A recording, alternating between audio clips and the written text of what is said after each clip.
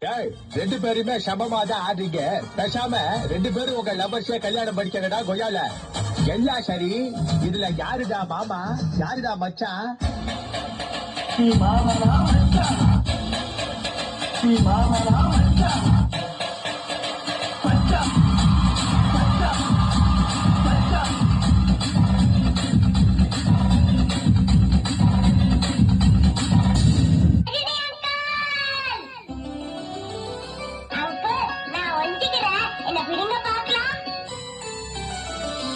Rajini uncle, நான் இங்க இருக்கேன். இங்க இங்க